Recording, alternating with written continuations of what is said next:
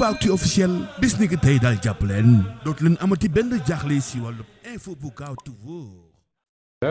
moo Pape Mame Birame li ma ci bëggoon a dolli mooy au-delà de li nga xamante ni démb ci conférence de presse bi gouvernement bi wax nañu ko mais bu nekkoon ñoom dañ fi def njombe yooyu yëpp ba pare ñu gañe leen mais ñu jël maanaam lenge yi jox ko ñeneen ba pare dem seen yoon. sans problème xam ne ñii peut-être plus tard dinañ découvrir li ñu fi def mais ce serait encore moins grave que Macky Sall avant muy dem.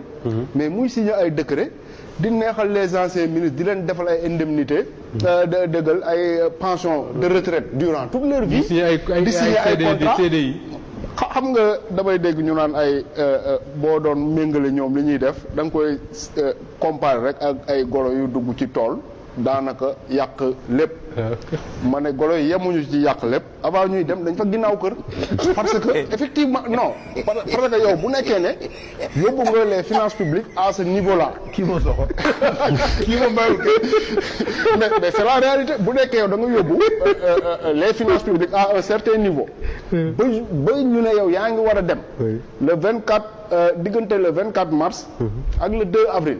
période boobu nga xamante ni Macky Sall leer na ko ne c'est le président Bassirou Diomaye Faye moo koy remplacer. mais le nombre de contrats yi Macky Sall. mais déggoo fi El Malick Ndiaye je crois El Malick Ndiaye moo ko waxoon mu ne jour bi Diomaye di prêter serment am na ñu recruter à l'aéroport signer leen ay contrats. mais loolu laay wax. mais le plus scandaleux mooy parce que Macky Sall le gouvernement de Sidiki Kaba yaakaaruma ne def na 2 mois. am na ci des ministres yoo xamante ne ni soo xoolee defuñu sax 2 mois ci gouvernement bi. ñooñu nga bëgg leen accorder une pension de retraite jusqu'à leur mort. loolu fan lañ ko teg. moo tax ma ne la yemuñu ci yàqu tool bi dañ faa ginnaaw kër avant ñuy dem. kon golo leen tane. golo leen tane kay.